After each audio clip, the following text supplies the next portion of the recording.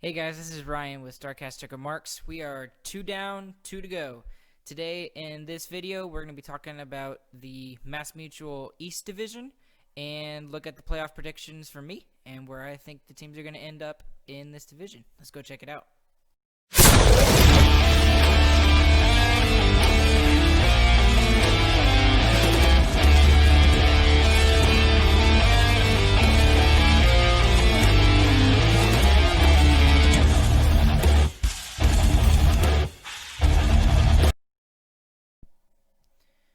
Alright guys, let's just go ahead and get straight into this. Alright, so at number 8, I've got the New Jersey Devils. So with the New Jersey Devils, they seem to be like the sexy pick for the winners of the offseason last year. And a lot of people said, oh, well, they're going to be great and they're going to do better and all of this other stuff. And they had a very rough season. Mackenzie Blackwood had a good season, and he was great for them and everything. But as for the rest of the team, it just didn't seem to really come together. There were a couple of tweaks they made to the roster, like Andreas Janssen that they added, which is awesome. But the Devils are just not ready to compete right now. They're just going to have to expect more from Nico Hischier and Jack Hughes and some of the young kids. They've still got a long way to go. And, you know, even though he never really played for him, that the retirement of Corey Crawford all of a sudden really kind of hurts their chances. So we'll look to see how that goes.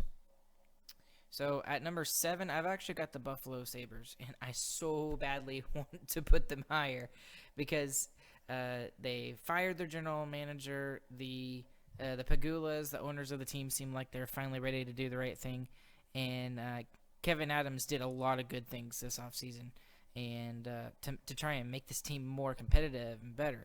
But it's just such a hard division. This division sucks. It's the division of death.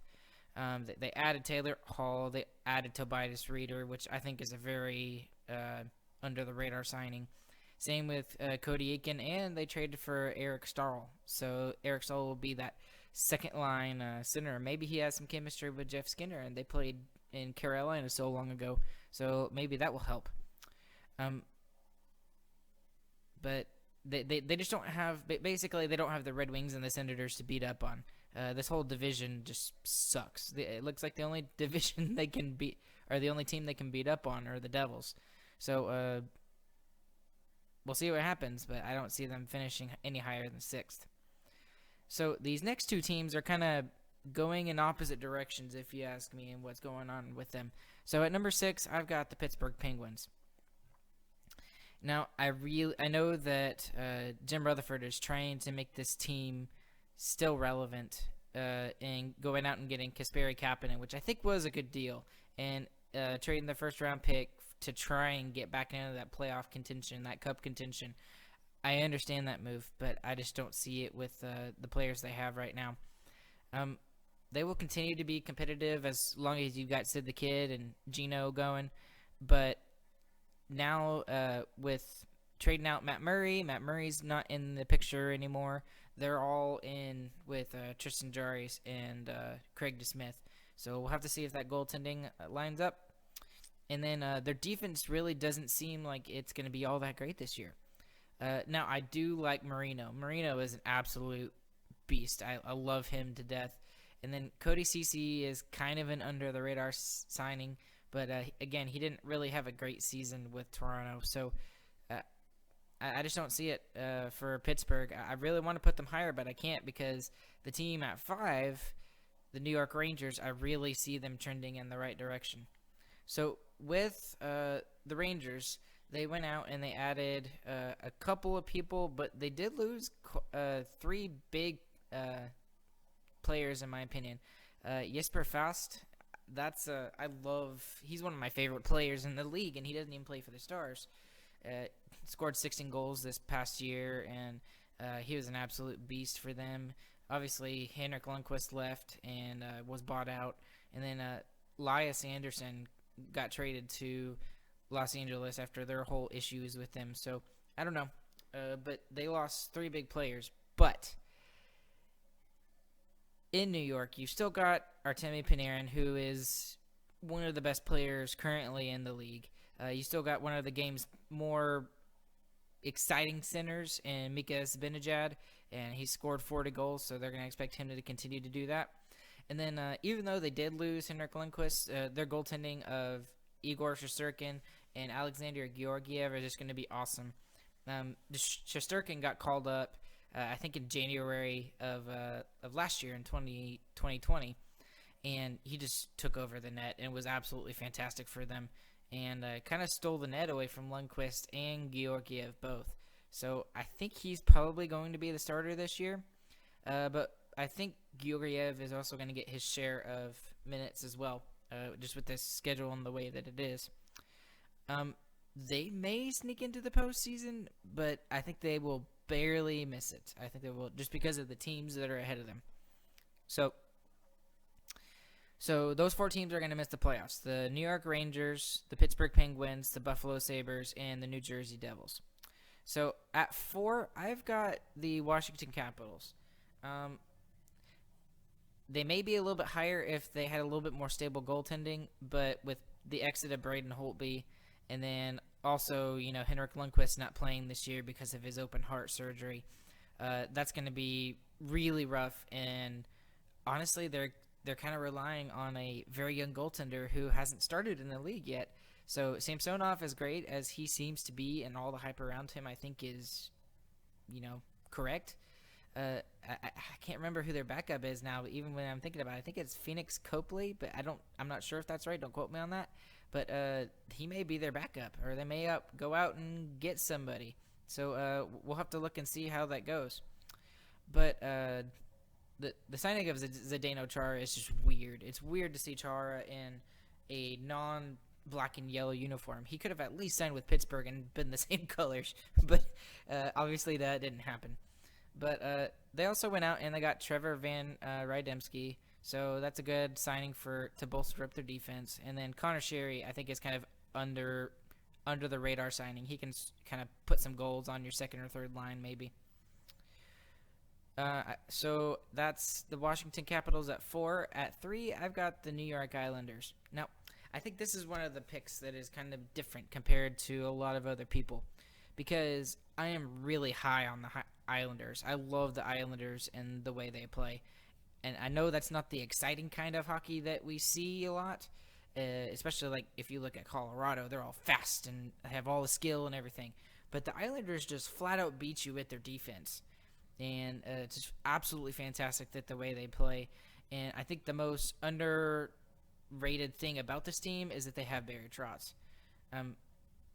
When they lost Jonathan Tavares, everybody was like, oh, wait, well, there goes the New York Islanders. They just lost their captain and their big number 1 pick and all that sort of stuff. And then they were fine without him. They actually did better without him. And it's because they had Barry Trotz as their coach. So never count out a team that is coached by Barry Trotz. Now, on the flip side of that, they did lose a couple of players that kind of suck. Sucks for them. They lost Thomas Greiss, and I think they did that because they wanted Sorokin to come up and be the backup behind Varlamov and get Sorokin to get ready to take over from Varlamov and become the starter eventually. And then I think the one that hurts them the most is having to trade out Devon Taves, just because they were in cap hell. So they had to get rid of a really good player, and of all places, you send him to Colorado. Oh, man. So that really sucks. And all they got for him was 2 second-round picks. So, dang. However, I do like this team, and I mean, you still got Matt Barzal, who's fantastic. You got Brock Nelson, Anders Lee, Matthew Beauvillier. I love all these players. The way they play is so much like the way the Stars play. I love it. So I'm really high on them. I think they're going to be third in the division. Now, second in the division, I've got the Boston Bruins. So they didn't have a ton of major offseason departures from any of the teams, and I think they still remain a legitimate contender. Now, they are getting older, so they still have Patrice Bergeron, who's getting older, and Brad Marchand, who's getting older, but they still have a bunch of young guys who are still here who can still put up points. Obviously, Pastrnak, he's going to start the season on the injured reserve list.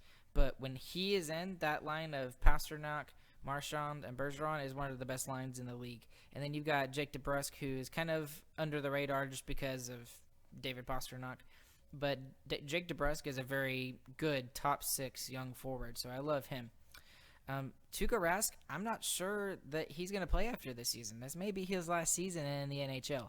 So I think that they're basically all in on this season. And if they don't get it here, I think they're kind of going to go the same way as Nashville. Nashville starting kind of declined after their Stanley Cup final run.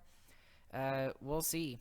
But I think Tuukka Rask is a great goaltender. And I hate to see him go, but it is what it is.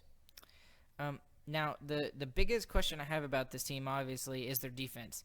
And, yeah, I know Zdeno Chara was old and stuff like that. He's 42, and he shouldn't have been playing a bunch of minutes, but he's still Zdeno Chara. He was still your captain. He was still one of your biggest focal leaders. And then also, I think the biggest one is Torrey Krug. And now they're going to have to expect kids like Matt Grzelcyk to step up and kind of fill those roles for this team. And, I mean, they do have some decent young defenseman options, but it's still unproven, untested. So we'll have to see how Boston does with this.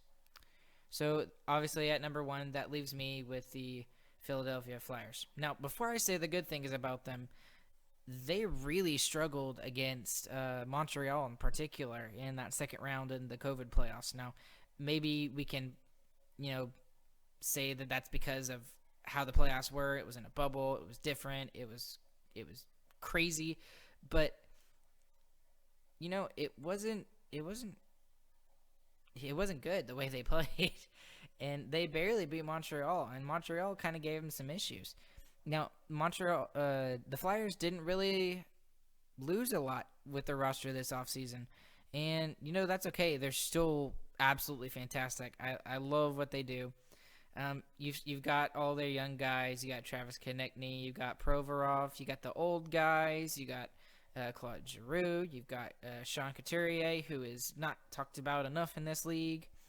And then you've got the 22-year-old Carter Hart, who I'm going to steal the hockey guys saying is that he's the best goaltender they've had since Ron Hextall. And so that was back in the 80s. So it's been a while since they've had a goaltender of the caliber size like Carter Hart. So I truly believe that they are going to win at least one cup with Carter Hart as their starting goaltender. So we'll have to take a look and see how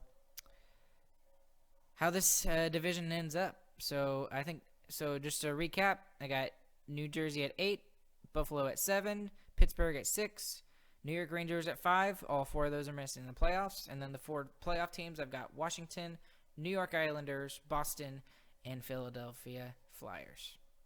Thank you guys once again for clicking on this video. Make sure you hit like and subscribe so that you can get all the daily hockey content. I'm going to try to do 1 video a day from here on out, just to give us something to talk about each and every day. Thank you guys, and we'll catch you on the next video.